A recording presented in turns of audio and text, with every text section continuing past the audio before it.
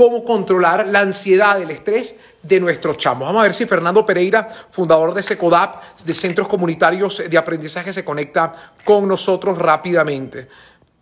Como siempre, pido paciencia. Aquí lo tengo. Si la gente quiere enviar preguntas sobre cómo manejar a los chamos, cuál es el destino un poco de educación o educacional de los próximos meses en el país, o si tienen cualquier pregunta que pueda ir a aclarar, estoy seguro que nos va a ayudar mucho para entender un poco la situación. Fernando Pereira, educador y fundador de SECODAP. Buenas noches, bienvenido a Caraota Digital. Buenas noches, Luis. Un placer de compartir contigo y con toda la audiencia. Bueno, el tema yo creo que nos trae es uno de los más importantes, una de las mayores preocupaciones que ha generado en el país, que tiene que ver con el tema de la educación. Fernando, yo quiero saber qué va a pasar con la educación en Venezuela. Es la primera pregunta, ¿no?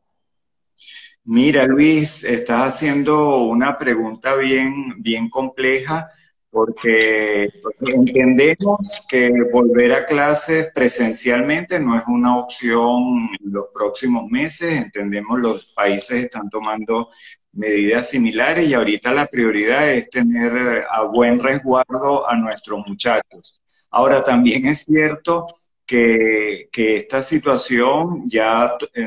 por un lado, agarra a la educación venezolana en una situación de mucha debilidad. La emergencia humanitaria compleja ha sido especialmente despiadada con la educación. Ahí hemos tenido migración de docentes, muchachos que no están asistiendo por problemas de transporte, de comida, escuelas que no están funcionando plenamente por falta de servicio de luz, de agua. Entonces, no es que el COVID llegó y nosotros teníamos nuestra educación funcionando casi que a tope.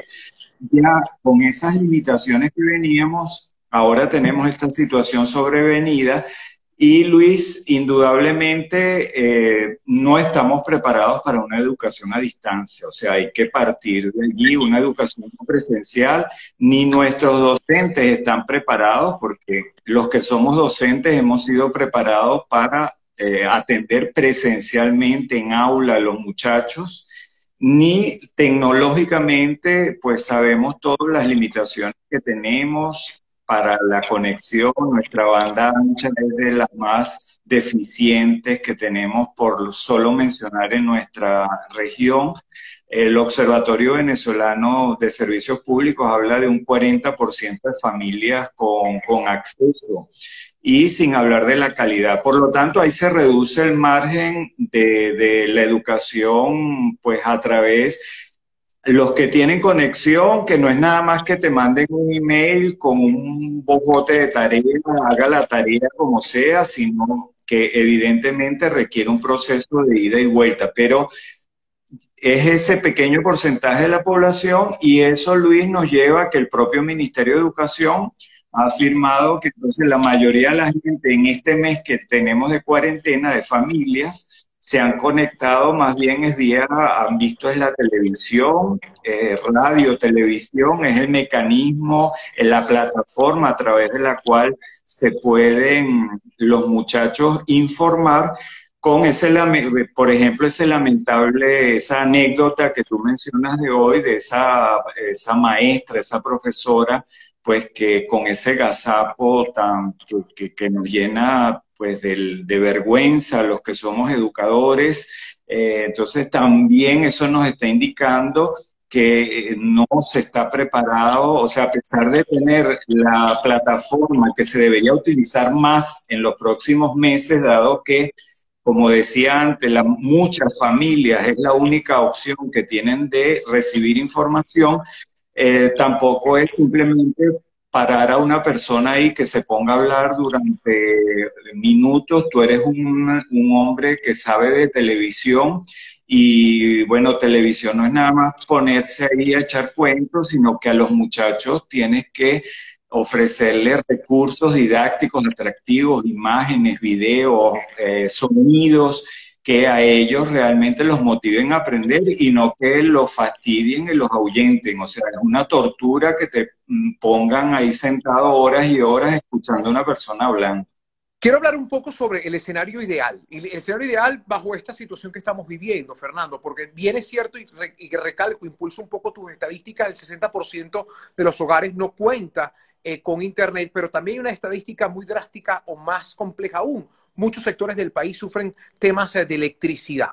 Yo quiero saber que con todas estas deficiencias que tenemos, o dos pilares fundamentales para tener una educación óptima en casa, ¿cómo puede un padre resolver? Es la primera pregunta. ¿Cómo puedo yo resolverlo? ¿Cómo puedo yo como padre saber que tengo temas de internet, tengo temas de luz, pero tengo que ofrecer una educación a un niño?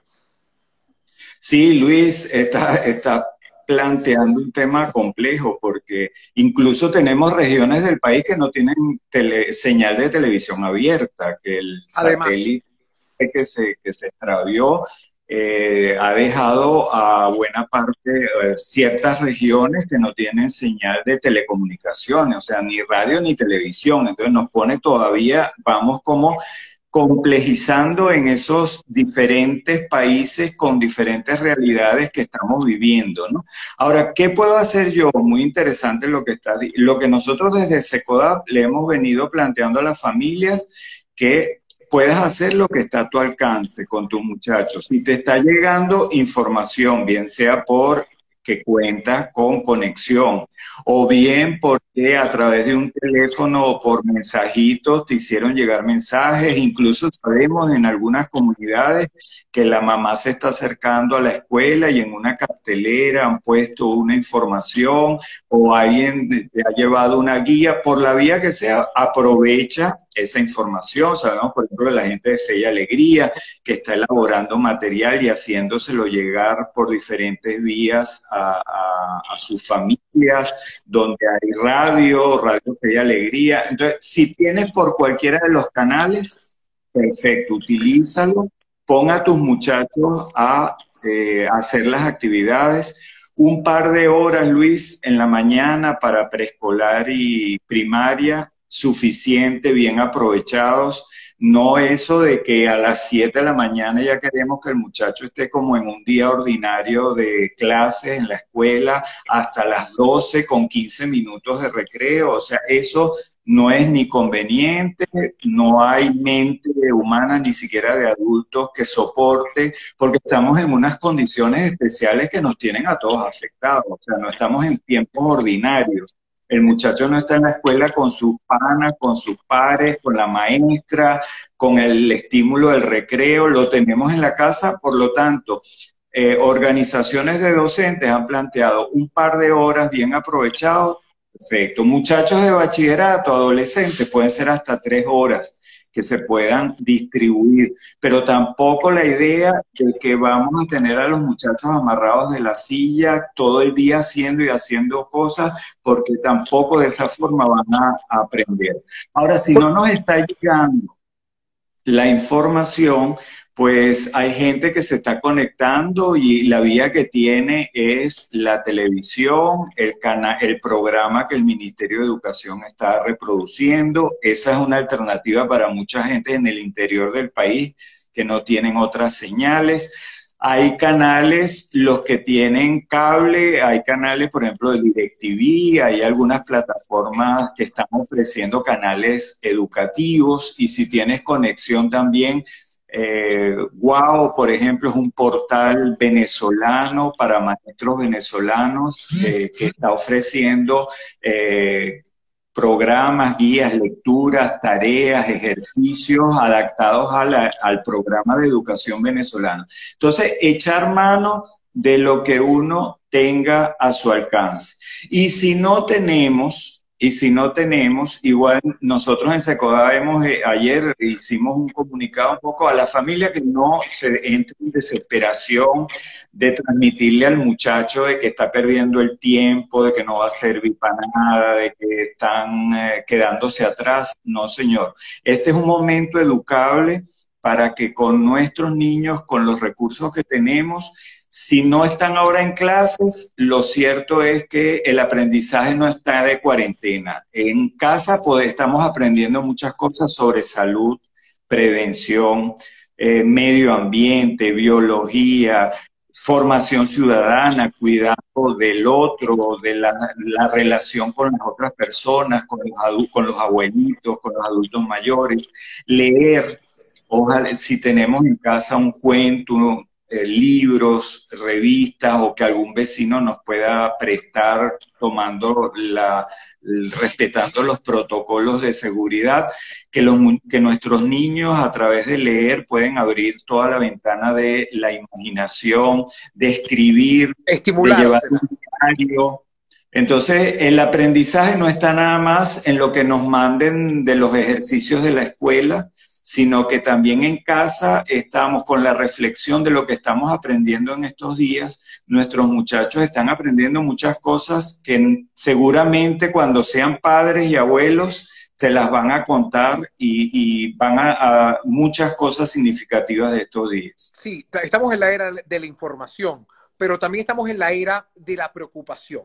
Y yo entiendo mucho a los padres, ¿no? Y yo quiero, y voy a tomar un poco tus palabras para sumarlas a la siguiente pregunta. Los padres no pueden perder la paciencia, no se pueden exigir más. Y yo creo que es la invitación, no solamente para no transmitir un poco esa inestabilidad emocional que están viviendo, sino también para que entiendan de que estamos viviendo un proceso muy complejo. ¿Cuál es la recomendación, Fernando, a los padres en el tema educacional? Sabemos que existe mucha presión, se irá a graduar, irá a pasar, será un buen estudiante, no se concentra, no tiene paciencia, está cada vez más eufórico, con más adrenalina por las circunstancias. Ahora, ¿cuál es tu visión con respecto a cómo debe asumir un padre esta situación con sus chamos?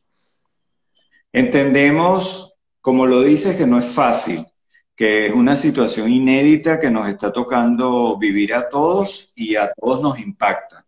Y sabemos muchas familias que en estos momentos su energía está concentrada en buscar el agua, ver qué van a comer mañana, el gas, la luz y además, no le vamos a pedir entonces que se convierta en un factor de estrés y preocupación, que tienes que hacer la tarea y ver que los muchachos estudien y aprendan a divisiones por tres. O sea, con calma, nosotros decimos una expresión, bajarle dos, serenarnos y en ese sentido, los padres no se pueden culpabilizar si los conocimientos de las competencias del tercer laxo están o no están. Los padres no son maestros, no son docentes, no han sido formados para eso. Yo escribí un artículo que decía que la familia no es una escuela, ¿no? Y contradecía un poco el eslogan del Ministerio de Educación. Alguna gente me decía, la familia, claro que es una escuela, la primera escuela, pero es una escuela para formar valores, para formar en la vida, en socializar, en ser personas, no para aprender a multiplicar, a dividir o historia contemporánea. Entonces, en ese sentido, la recomendación fundamental, Luis, es no estresarnos por el tema educativo y transmitirle esa angustia a los muchachos, sino que poder hacer en casa un programa de trabajo, una agenda del día, que a ellos les dé una estructura, que tengamos un tiempo, saber más o menos para levantarnos, para acostarnos, que no es que los muchachos ahora se desmadran, para las comidas, para el aseo, para repasar, estudiar de acuerdo a los recursos que estén a su alcance y después sí, para recrearse también. Actividades, Luis, en las que están aprendiendo sin ser escolares, como decíamos, sabemos de muchachos que están aprendiendo a cocinar, que están aprendiendo repostería, que están aprendiendo a coser, a cortar cabello, jardinería, cuidado, peluquería de mascotas, por tutoriales que se está aprendiendo otro idioma, a tocar un instrumento musical. Son todos conocimientos. ¿Quién dice que esos no son elementos, aprendizajes necesarísimos para el mundo de hoy y de la vida? Y que nuestros muchachos los están adquiriendo en estos momentos. Por lo tanto, quitar la idea de que estamos perdiendo tiempo. Los muchachos no van a perder el año. el propio Ministerio de Educación nos ha dicho, Luis, que ellos ya tenían los dos primeros lapsos, ya faltaban solo 15 días para el segundo lapso, o momento, como lo llaman ahora. Por lo tanto, el propio ministerio ha dicho que ya ellos tienen las 2/3 partes del año Listas, listas. cumplidas. Por supuesto que no, como padre, como madre, me preocupa que mi muchacho no adquiera las competencias, los conocimientos de lo que queda del año, porque entonces el año que viene va a estar rezagado, no va a saber. Y entendemos que esa es una preocupación legítima. Pero igualmente, como te digo, desde el llamado que hemos hecho de Secodap ayer, de todas, cuando se regrese a la clase presencial o se inicie un nuevo año en cualquier modalidad, necesariamente tiene que darse un tiempo para la nivelación, para el repaso, porque estamos, Luis, en esos varios países donde tú mencionabas el lugar donde no hay luz, por lo tanto no hay televisión, no hay radio, no hay internet, no hay nada, hasta el lugar donde no llega señal de televisión y otros que sí les llega el internet más o menos, unos días mejor, otros días peor, y otros que les está llegando algún tipo, porque mamá, papá, algún vecino tienen, dan clases de repasos, de tareas dirigidas. Entonces, esa complejidad donde hay diferentes oportunidades, necesariamente cuando se regrese a un nuevo año escolar, tendremos que hacer todo un repaso general, una nivelación, de forma tal que insistimos en que no dejemos pasar este momento, el momento educable actual, con lo que podamos en casa nuestros muchachos aprender, que lo que nuestros muchachos puedan sacar como conocimientos útiles, eso sí es lo que tenemos que estar pendiente, aprovecharlo de forma tal que cuando él llegue a clases tengamos la satisfacción de que en casa hicimos lo que estaba a nuestro alcance. Con respecto a la pregunta que nos trae a esta conversación y que mucha gente además se suma a plantearlo, ¿qué va a pasar con la educación en Venezuela? ¿Cuál es tu visión con respecto a todo lo que se ha vivido en los últimos años, con los puntos que ya analizaste, entre los cuales están los bajos sueldos, profesores de calidad se van del país, estudiantado que no tiene tal vez las ganas y la voluntad, más sumado a la coyuntura política y social y el tema ahorita de salud que está paralizado o que tiene paralizado el mundo? ¿Qué va a pasar con la educación en el país para que nos deje una visión un poco más amplia según tu conocimiento? Tiene que haber un impulso fundamental, tiene que haber un cambio.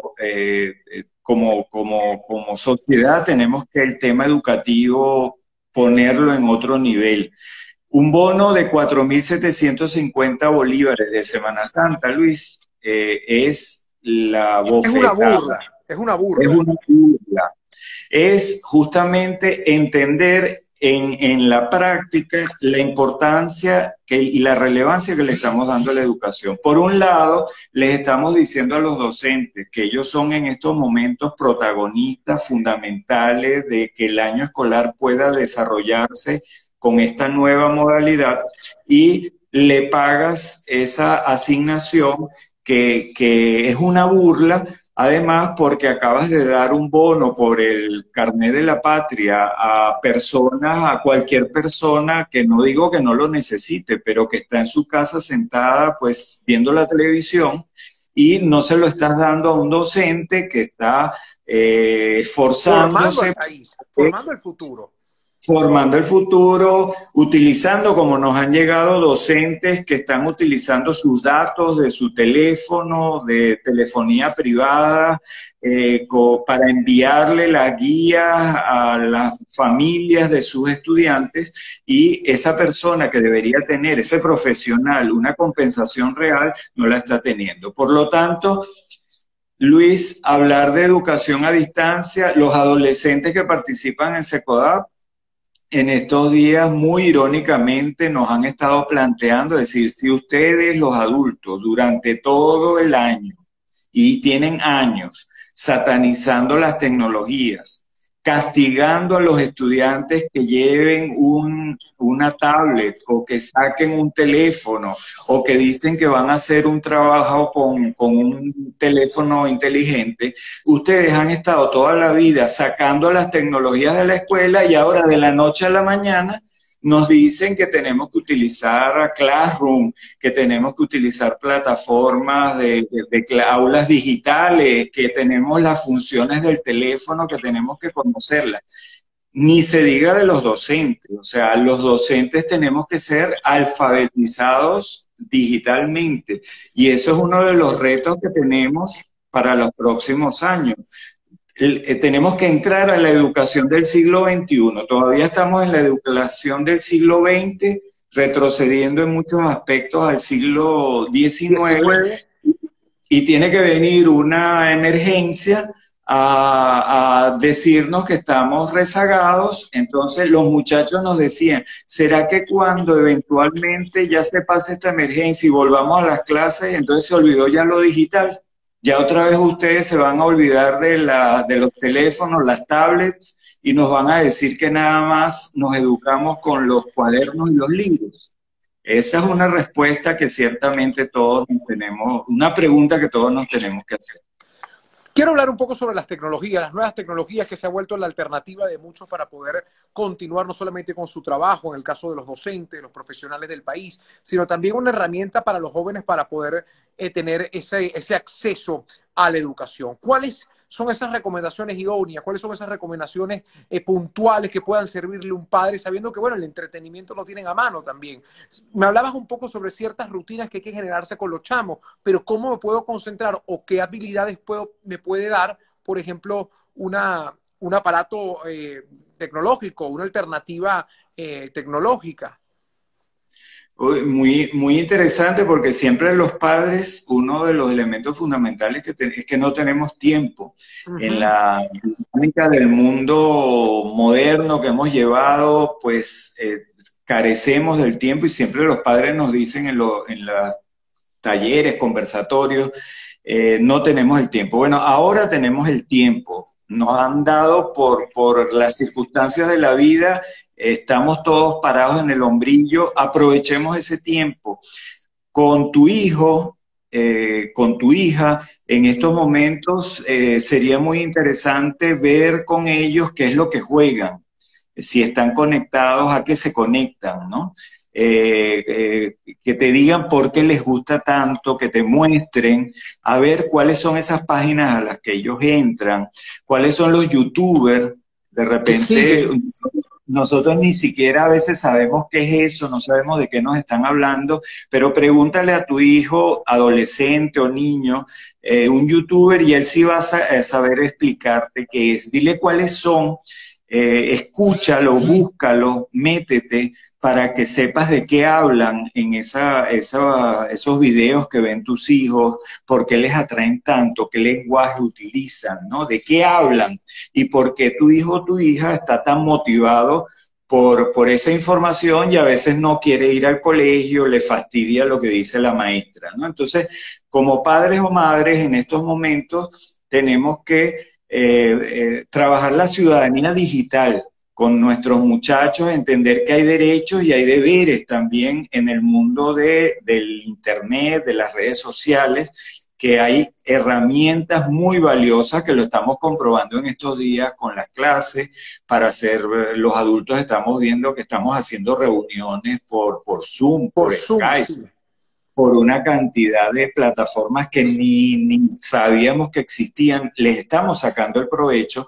Nuestros muchachos también utilizan, tienen herramientas, pues dejemos que ellos nos alfabeticen en elementos tecnológicos, exacto, en lo digital, pero entender que ellos siguen siendo niños y siguen siendo adolescentes, y por lo tanto a veces no tienen las competencias tecnológicas digitales, pero no tienen las sociales, no tienen la madurez a veces para resolver un conflicto, y entonces se pueden meter en problemas por ingenuidad, porque les están dando información a personas que les están pidiendo la clave del teléfono o el número de la tarjeta de crédito de papá, o les están preguntando que dónde viven, el teléfono de la hermana, o que le mandes una foto porque tú eres muy bonita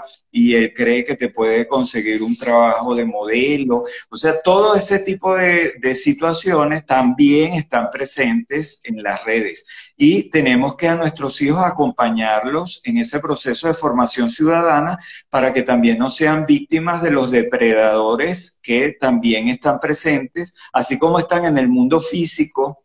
Cuando salimos a la calle y nos encontramos personas que están buscando sacar provecho de ti, hacerte daño, y a nuestros hijos les decimos y los protegemos, también tenemos que adentrarnos con ellos en ese mundo digital, entendiendo que allí también hay personas que están buscando hacer daño. Bueno, Fernando, quiero agradecerte. Ya son las 8:30, justamente ya teníamos el tiempo para cerrar. Recomendaciones finales a los padres, cuál es un poco, cómo podemos ayudarlos a mermar un poco la preocupación y sobre todo, qué recomendaciones para generar un poquito o unas dosis de paciencia y sobre todo de atención a los chamos a la hora de enfocarse, por ejemplo, con los estudios a través de las tecnologías o sobre lo que encuentren o soporte que encuentren para poder ellos respaldar su educación. Luis, nosotros la recomendación fundamental, lo que nosotros llamamos la educación emocional. Los padres sí tenemos que preocuparnos en estos momentos de que nuestro hogar se mantenga lo más preservado dentro de la atención y del momento actual. Por lo tanto, expresarle a nuestros muchachos el afecto, que ellos se sientan protegidos, entender que puedan en momentos sentirse tristes, decirle que entendemos cómo se sienten, los adolescentes que están enjaulados, que de repente no han podido ir a ver a su noviecita o a su noviecito, decirle que entendemos que estén viviendo así, pero estamos haciendo todo por su bien. Y que esa sea la preocupación principal por encima de lo académico. La educación emocional en estos momentos va a ser que nuestros hijos estén en condiciones de aprender los deberes que tengan que aprender, que tengan que repasar, pero que también la casa, en la medida que la cuarentena avanza, también aumentan las tensiones y los conflictos. Eso está estudiado en todas las emergencias. Por lo tanto, ahí tenemos que estar atentos que lo escolar no se convierta en un motivo de agresión, de maltrato, de violencia, porque entonces ahí sí estaríamos, imagínate, confinados y además enfrentados y con un clima donde todos nos estamos sintiendo mal.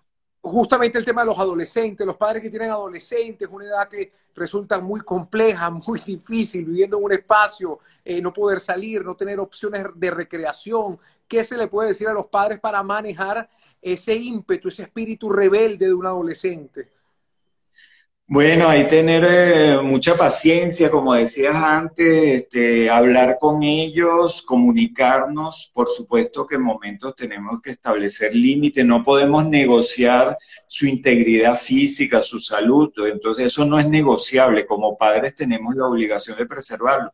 ¿Qué utilizamos nosotros mucho? Mira, Luis, que yo entiendo que tú quieras salir, pero ¿qué harías tú en mi lugar? Si yo sé que afuera hay peligros, que hay situaciones, entonces ponerlos a ellos también en la situación de tener que entender que no es fácil el momento que estamos viviendo, que a todos nos cuesta y que va a llegar el momento en que vamos a poder nuevamente encontrarnos, darles tareas, darles responsabilidades, hacerlos sentir que en estos momentos ellos son importantes en la dinámica de casa, para apoyar a la abuela, para acompañar al abuelo, para los hermanitos ayudarlos en tareas, en situaciones que están involucrados. Entonces también ahí hacer de alguna manera, hacerles ver lo mucho que los necesitamos. En este tema tecnológico es uno, por ejemplo, es que nos enseñen y que nos ayuden a